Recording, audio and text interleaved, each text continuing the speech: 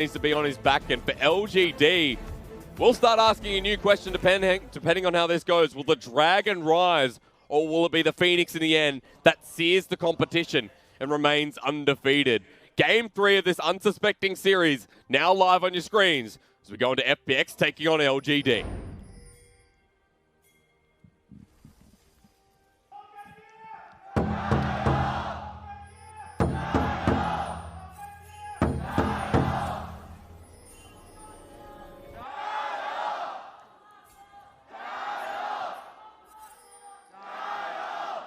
Now, they were banging that drum after Game 2 pretty heavily.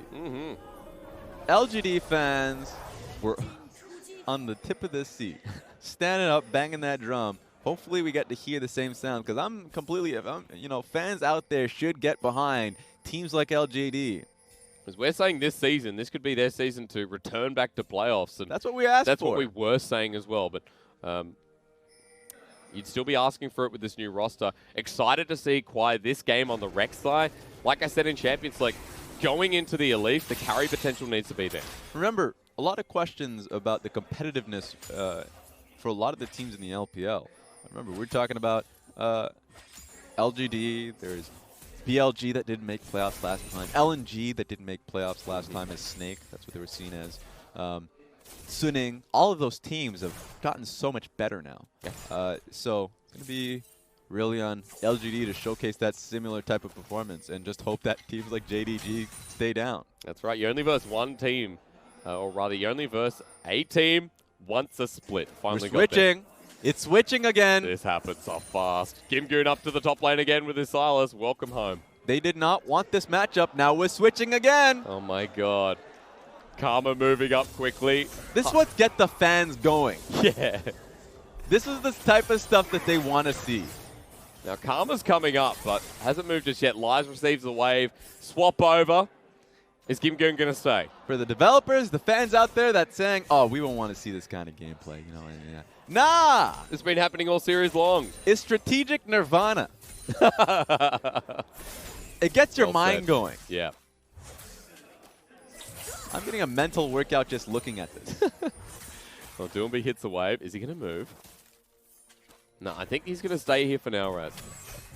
So we'll see what happens, because Lies takes a brunt of damage, but sticking in the middle of the wave while GimGoon. Ooh, Klepto.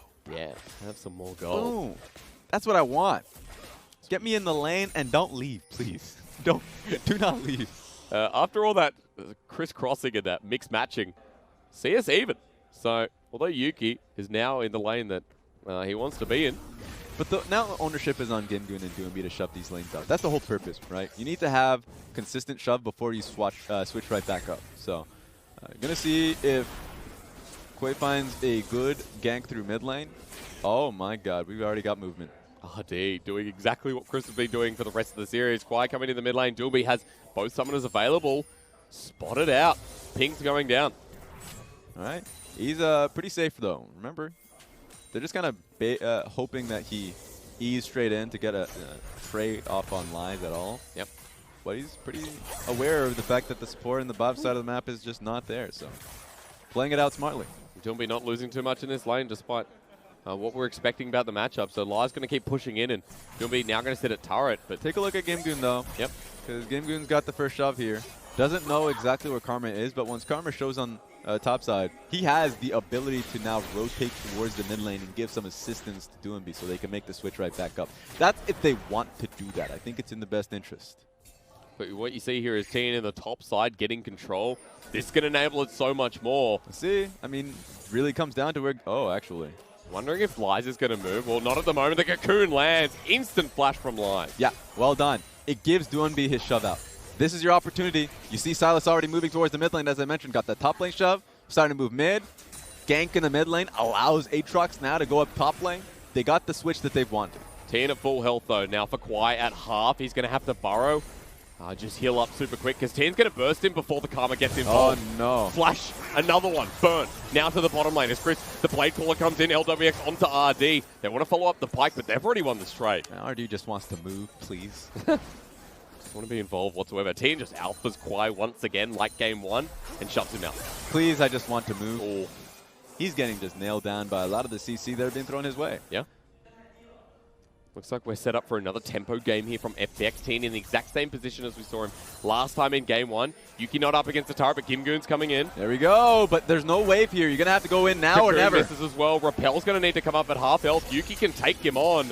Chain lash out, but the tether doesn't end up rooting Tian down, so denied as LGD burn a summoner to get up top. Yeah, that's a win for FPX, unless if anything happens here. Down into the bottom lane, the jungle's here as well, flash is there, Skewer doesn't land, now for LWX, he has to outplay as he has the flash, doesn't get the tether in as well, the root caller doesn't find the mark, Kwai now locks up Christmas, TP comes in, underneath the turret at half health, FPX, tempo's there, GimGoon onto Kwai once again, he spins, he wins, he finds first blood. A first blood responded though by LGD. It's a lot of gold being thrown amongst everyone on LGD. Even though that was first blood by FPX going on towards Silas, it's a lot of assist gold on the side of them. So not sure who wins exactly because they also got top lane shoved out. So that's a big wave getting denied here. I'm pretty happy with what LGD got out of all of that one. I think at the end of the day, there are a few points that we can kind of discuss. That one's good. But the first point is the fact that FPX were able to get the TP on the top side of the map. Yep. So that was great. And it really now banked towards this play to see if LGD could get anything back. And so they got assist gold amongst the rest of them, just based off this teleport that came through when they were going on top of Chris. And top lane wave got completely shoved in the entire process. So we'll have to see if GimGoon can make the best of his first blood. It's that kill for about 25 CS in the lead. As LGD move back to the bottom side, and they get an Infernal out of the longevity of the play as well, guys. So there we go. Big windows here now. So far, Quay's getting, double thumbs up. I think I gave him first thumbs up last game. You're giving him the Colonel, yeah? Yeah, exactly. The Colonel double thumbs up is what I'm giving him now. Maybe we'll start moving to the star system. Okay. Double thumbs up and then 3 stars. Depending on how this game goes, all right? We'll see. But he's been doing a great job. This is not good, RD. God. That happened very quickly. Not even level 6 on the bottom lane. Now for FPX, they can play into the top side as well. Populous for Populous, but Doinb turns into Heroic Angel. On top of Elias, he'll find himself. He dunks him for the kill. FPX, the turbo is on. Just waiting for him to show his face. He had no idea where he was, and he loses a wave in mid lane. He's willing to make these risks. And suddenly when these small shoves come out, now LGD losing out as Culling comes through from LWX. Doesn't have the flash available. Kwai doesn't have his summoner as well. And if that root landed, wow, you know LWX was going back in. Yeah, this is a tough one here. FPX are starting to nail the same lead they had, at least very similar to game 1, where Doinb is able to get a lot of these movements off and get these dives working. Remember, this dive was very easy. No teleport there for the side of LGD, expending it to make a defense on the same type of dive. So there we go, man. FPX really back in the rhythm. And remember, we're still in lane yakety sax between the mid and the top lane as GimGoon trying to play that saxophone to the best of his ability with Live dodging away from the abscond abduct. But lane swaps continue to happen here with RD now roaming, Kramer going back to the top side, Doinb at his mainstay, but GimGoon is calling the bluff. And that's the one difference we're seeing from game 1 to game 3. RD is in a position that he's very comfortable in. Yeah. Movement that he's had, even though it hasn't turned into anything as of yet, he's in the right place at the right time. If there was another play to come through around the mid lane that FPX have been doing so frequently, he can be there to respond. So. He isn't 6 just yet. A little unfortunate. I think he's a wave off of it, seeing Zadie Carey is doing a pretty good job on that one. Yep.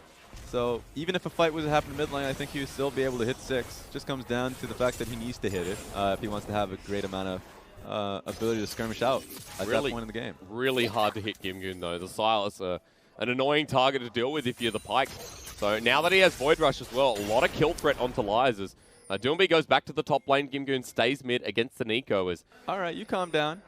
Like, yeah, sure, it's very difficult to get the GimGoon off of a pick, but it's incredibly difficult to get Lies as well. Also true. So Nico and Silas, pretty difficult to touch. We've been seeing the amount of attempts at Lies' life that we've been seeing. And just take a look at Doinb. Constantly in the bush, working off a Fog of War. He's in the area just because, you know, Tian is doing this too, but he's caught out. He wanted the control, what he saved for it. He gets greedy, he gets knocked up, and he pays for it with his life. Now for GimGoon in the mid lane, he's dealing with members on all sides. RD finally comes in. Raz, I lied. GimGoon not as hard as we thought as the flash comes out. Culling as well, they lock him down. Death from below, but Kramer light slings him for the kill. LGD starting to feel it. They have a series on their hands, man. They're in it. 2 very real picks. Even if Doinb was leaning to help out Tian, at the end of the day, Tian was on his own. He didn't know that he had 2 people on him. He loses out in so much around Rift Herald now. Ripple effect. Rift Herald now challenged here. Is RD going to be spotted out of the back of the pit? But we'll look at Tian, who stayed and overplayed his hand. Slow, coming through consistently, missed out in the cocoon. And even the bigger point about this entirely is that the entire discussion we've had about Pyke just being in the right place through mid finally pays off. They can now get the second pick on GimGoon. They're right now sky high. A lot of ults burned in that, but for LGD, very well worth it. Kramer in a lead, I'm sure we'll be discussing soon, but FPX still challenging as the flash mid-combo. The light beam comes out. Kwai gets shielded up, though. Chris has one of his own, but now he needs to survive through the ordeal because Kwai is just rippling through FPX. GimGoon in the middle of 3 members. He's going to get knocked up as well. Runs for his life. Scott abducted back in. Kingslayer to heal back up, but he's bitten off more than he can chew. LGD give 2 more kills to the jungler. The sustain on him. He survived when he shouldn't have. The Karma shield got him back to a good position. This is the power of Athene's unholy grail. It's crazy to be able to see this. So close to losing that fight. And that was another gambit being done by FPX, losing mid lane waves upon mid lane waves, and they're still taking this fight. They want to go again. Tian burns a flash because Kramer was there at the right place at the right time, and FPX throwing caution to the wind and sending everyone into the play 1 by 1. They do not have a real answer here. FPX has their AD carry in the bot side of the map. They're trying to pick these fights. Take a look at this. Koi should have been gone. That's why I play Karma. But take a look at this. Conqueror is being picked up. He sustains through all of this as well. Great kill to be able to pick up Chris. And from this point forward, you're right about Karma. Extra movement speed makes it super easy to be able to get onto the next target. And who touches you if you have that kind of shield? You're almost to the 2-item spike here for Yuuki. Guess what's coming up next? You should know. Ardent Sensor there. And on a composition that has a Lucian scaled and Rek'Sai as well. Run. Look at the top side, Pop Blossom coming down. Tian and Doinb both move out of it. The cocoon doesn't land. Lies forward enough time, but no one else is coming. But Kramer, trade-off kill in the bottom lane. Now that's Dragon. That's bottom lane turret with full plating. Yeah, what happened? You know, give me the full screen on this one. Don't give me the video for ants. Yes, well I want to see it fully. What actually happened on the bottom side of the map for Kramer to be able to pick up that kill. That's his 3rd kill, by the way. Okay, we're getting the ant video footage. Seems like surveillance footage says that he wasn't looking. Yeah. Yep. He literally walked right into them. Because Pyke wasn't invisible there. he just walked into him. So that happens, though. That's the best thing about ProView, I will say, is that you get to see their perspective of like they're looking mid or top lane, and then suddenly their screen starts like flashing red, and you're like, what happened? I've done messed up. I'd love to see it right now because Chris is once again on the roam while this bottom lane turret is getting chunked out. Now with the Rift Herald, this is the challenge for first turret blood. FBX, they get it, but only just. There we go, man. But this game is really, like, if you look at the goal difference, it's going to be opening up for LGD simply because of this Rift Herald, but it's been pretty close up until this point. 4 members are down here, Raz. They want to commit for the play or the turret. I mean, LGD have been doing a great job this series at committing to the right play. Now that they got this bottom lane turret opened up, remember, next Dragon's going to be Ocean. It's going to be triple Dragon potentially here for LGD. Again. Exactly. They're in a great position for Dragons. Now, it's not nearly as beneficial as the last one. The last game was actually just OD for Dragons. They got literally everything they wanted. They did double Cloud, triple Mountain Dragon. But for this time, LWX are going back to what's comfortable. Look at how much turret gold, turret plating gold that Lucian got. All onto Kramer. 80 over to RD, you selfish person. But for Kramer, 720. I mean, that's the majority of turret plating. He could have had 800 gold. As it disappears, that's right. He's still got the pickaxe and the cloak of agility, so it looks like, what are we going for next, Raz? For who? For Lucian. Oh, right. Yeah, definitely Essence Reaver. Okay, good. 1000% Essence Reaver. Fantastic. That's been the go-to build. People have actually been foregoing Black Cleaver so they've been going into, of course, rapid fire cannon almost immediately afterwards. Extra bit of range, I think, off that one, just raw damage, I think is a big plus. It just helps that you got that extra, crit Plus, chance. we're back to that extra 70 AD, if I'm not mistaken now, once again. Yep. And that mana back is always a nice touch. So, big fan of it. Taking a look at what we're seeing right now from LGD positioning right now, it's just been so strong. Yep. They've just been rotating as a unit. It's very hard to actually walk into them. They got full control of the river in this top side as well, where Kramer's started the push now onto GimGoon, who was having a good early game, but has fallen behind. Tian doing it again.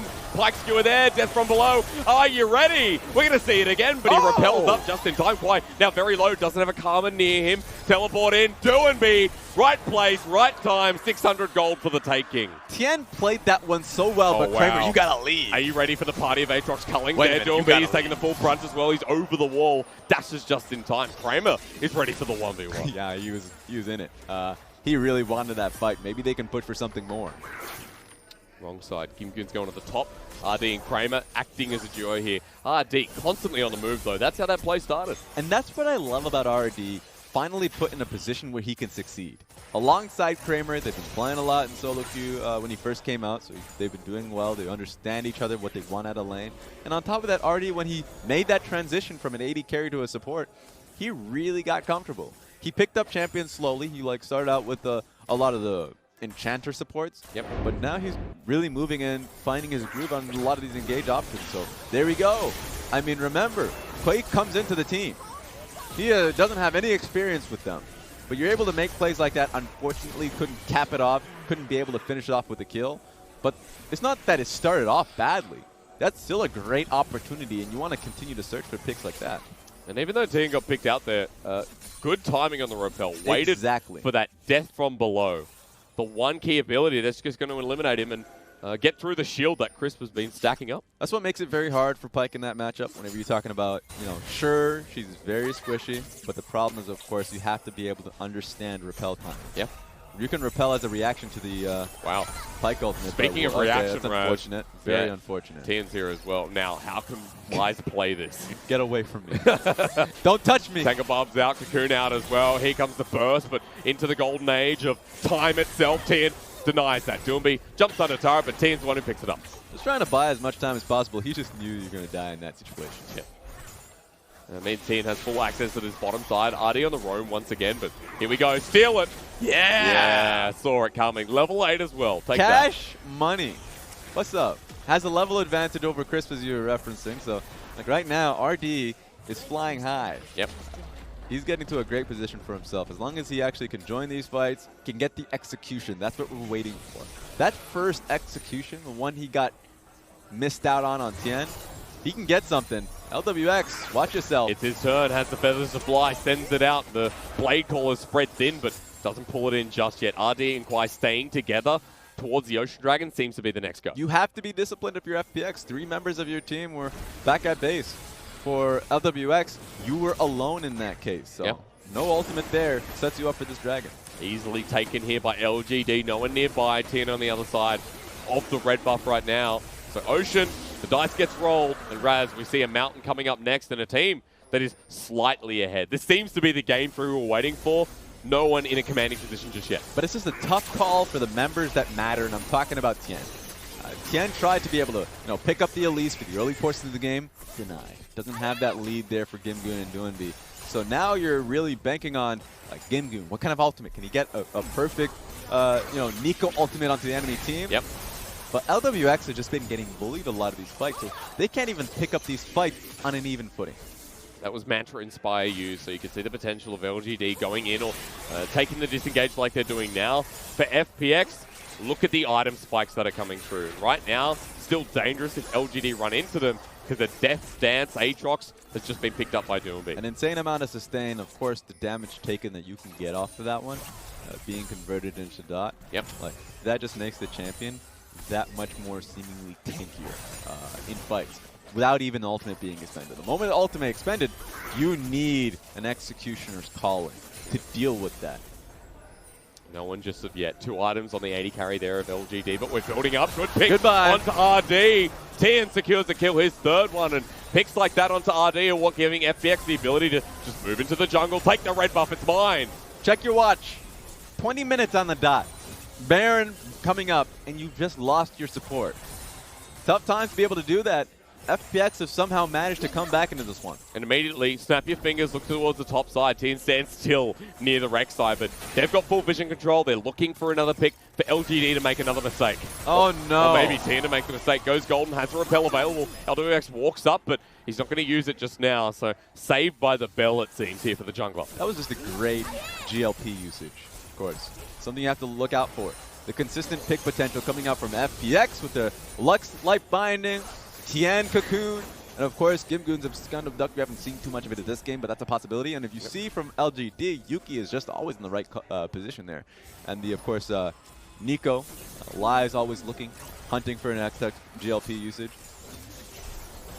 Right place, right time seems to be the theme as Chris has the flash burned out. That beam goes down 5 though, Raz. And now with the Pop Blossom, it only finds Tian, who almost gets bursted out purely with that. GimGoon comes into the side, Lies is dead. Now to the next target as Doinb flashes on in, has the World Ender, and the end of worlds now for LGD. Doinb gets taken off. Somehow the Ignite kicks over, but FPX still want RD. They flash onto it, but GimGoon into the E itself. Perfect timing.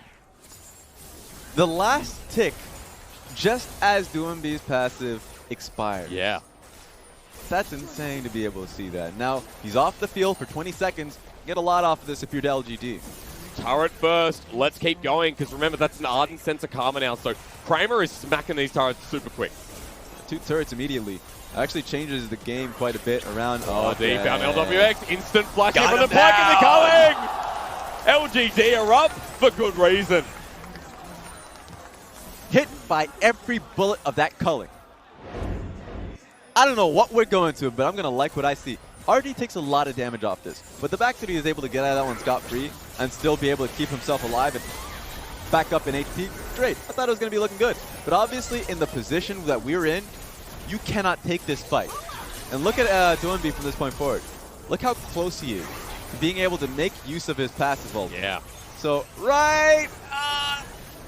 boom! And the Prey Seeker. So close to being able to revive. Yes.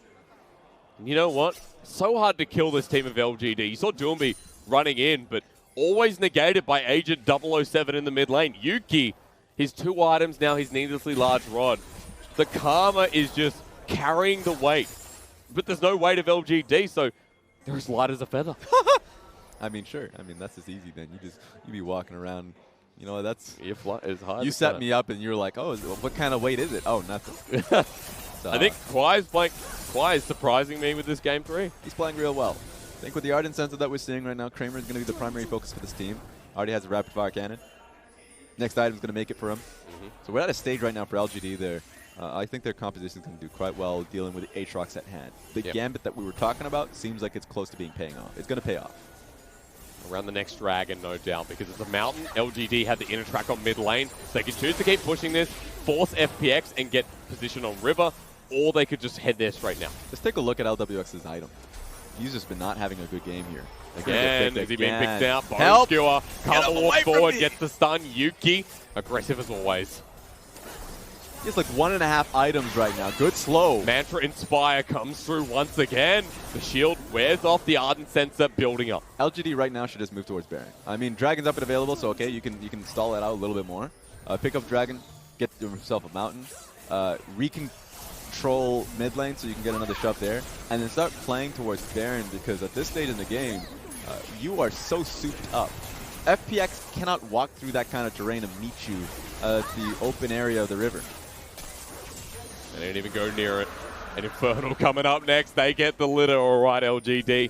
And they want to go towards the Baron with the 2k gold lead, all the elementals under their wing. And for FPX, they do not have full ward coverage. The only issue I see right now for FPX is, of course, the fact that LWX has taken a long time to getting to his items now. Finally has his Infinity Edge. He's been trying to build up to that point. He's been getting bullied pretty consistently. Not only do we have a 40 CS lead there for Kramer, but he has 4 kills to his name. That's the only reason why I look at that and you're like, wow, 3 items to the 2 items here for LWX. Yep. And even past that point, we haven't been able to CLWX uses items because he's getting poked out and picked off by RD. He's been forced to use the ultimate, otherwise it's down, caught. The ultimate, the flash. He doesn't even have his flash if there was ever going to be a fight here for Baron. So he's going to be screwed. Every exchange. You look at the amount of CC that can lock him down on that side, and you expect to see that QSS, you know, the Pike, Yuuki with the Sun on W and Karma. Don't forget Lies with the Tangle Barb, so I'm expecting that QSS to come through as the next item, depending on what FPX want to prioritize here. It's the fight into the side of the Baron Raz. Yuki's being caught. Beam again. Doinb gets Yuuki, and now FPX have an advantage 5 versus 4. Baron game. Lies is now looking towards this side of the map because he has to start thinking about his teleport. FPX are not going to go for it, but man, could they play that game now? They backed away. A couple of members disappeared. RD's on the hunt. Yeah, thinking pick on a Chris would be beneficial. Go to that goal. I think you can get a lot off that one. Yeah. If you want to try for Chris, remember he has flash so he can play that game, but I don't think you want to play that game and lose your flash before a Baron fight even begins. LGD have regained priority back in the river. RD spotted out there with a volatile Spiderling, but GimGoon in a good flanking position here on the level 13 Silas, who has been so quiet farming away. Now has the Luden's Echo, but LGD got other plans. Baron begins here in game 3. We're going for a nice pick. Great cocoon from Tian. They just take down the Nico. Now, I talked about the flanking position here from GimGoon, but he doesn't need to use it. They get a pick once again. As soon as Yuuki comes up, another member goes down. They needed to be able to play towards the Baron, but man, they're getting being pulled around. Tian's cocoon coming in mighty fine here in game number 3. FPX, they go to the mid turret. They can break this open, get the shove, and then regain control. Yeah, now they're going to play that game. Now, they may not have a dragon in their name. They don't have any mountains or anything, but members all the same. That's a Pike ultimate that now GimGoon has available to him. They're going to go for it. 10 seconds until Lies respawns. They can do this quickly, or they can send Quay out from the back of the pitch. Chris going for zone control. Doinb sends in an Infernal Chains, but FPX is zoned out. You know FPX, they want that fight. They want to feel the knuckles on your face. But they're playing safer than ever here. One slip up, one mistake could mean the end. Because it's so easy for Kramer to actually walk in now. Rapid fire cannon to his name. I could always kind of sift in and out of a fight with, of course, has his dash up, flash available. There's a lot that he has, you know, in that fight that you're kind of concerned with dealing with. So I understand FPX wanting to back away because if they were stalled by any bit of the imagination and Lives teleports in, Nico ultimate available, they just lose that out. Really rough seeing that QSS in Kramer's inventory. You go, well, so many elements of control now given to the AD carry, and for LWX he's trying to catch up, get that third item himself, but at the moment you're looking at Doinb because he's got that third item and his core is going to be a big difference as Tian needs to dodge away. He's sending one back himself. Yeah, right now I'm just looking at Yuuki.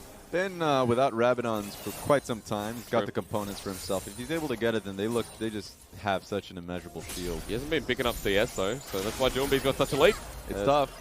Just as tough as this. Lies, you got to get out now, dog. Now, GimGoon doesn't have the ultimate, but hang on, maybe Lies can take this. GimGoon goes into a Scott Dunk. Kramer joins the fight. That's unfair. It was a 1v1, Kramer. You absolute... Not even going to give him the word. I'll give him a gremlin. We're getting right now GimGoon down. First time in a long time the FPX have lost that member amongst, you know, crucial buff alive, available. LGD have been trying to go for this Baron buff hunt for a while now. Now with the Mountain Dragon, and there's an Infernal spawning. Now remember, okay, LGD could play the back and forth game run. You're going to turn the wheels now. I'd say move away from Baron, at least have vision on him. This is going to be the trick. A lot of teams have done this. Actually, Vici Gaming a lot the last split. Something that made you love this team, actually. If you're going for the Dragon, they change the dime on you. They go towards Baron. Yeah. So they're in position for a reason. They're doing it right. Go for Dragon. You mess up once, they're going to start on the objective. You're a sorcerer. There's the teleport coming in. Yuuki scanning for vision, but they're going to find a team doing the Baron buff. They're on it, though. Inspire shield comes through. 5k. Chris zoned on the edge, on the outskirts. Kramer starts culling away. 2K. Yuuki behind the pit. The steal comes in. Quay doesn't get the steal. I was going to welcome him properly, but the beam comes through. They get the jungler. Comes down with the pop blossom from Lies. LGD turn for the fight, but Doinb has a reset.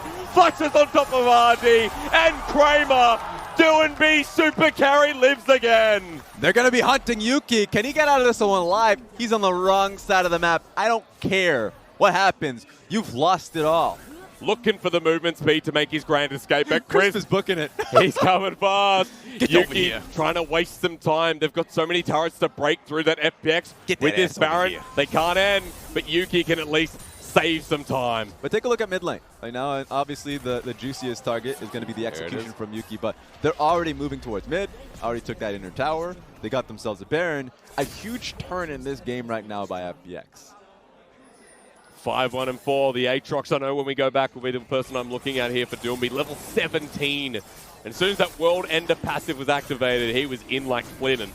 And now for someone like RD, he wants those picks, but it gets even more dangerous that FPX picked up that Infernal Dragon, have a 5k gold lead, and won this fight. I just want to watch this in awe, because by the time LGD are ready for this fight to happen, it's already at 2k HP. You're now being put in a 50-50 situation for Baron. You're not going to go for it. So really tough that LGD has had control for such a long time. Nice reaction to this, by the way. Real good reaction to deal with that Nico ult. Yeah. That flash final Q is what did it as well. But RD it's the Kramer. call. Yep. The call to go on Baron when the extra objective of Infernal Dragon is up and available. Not only do FPX win out on the fight, last out in the team fight that ensues, they pick up that nice Infernal that started this whole thing to begin with. They're going to channel it right down the mid lane. You can see the inner turret was already taken there before. The replay, top, bottom, and even mid. Only thing left are inhibitor turrets. FPX has set up with these waves.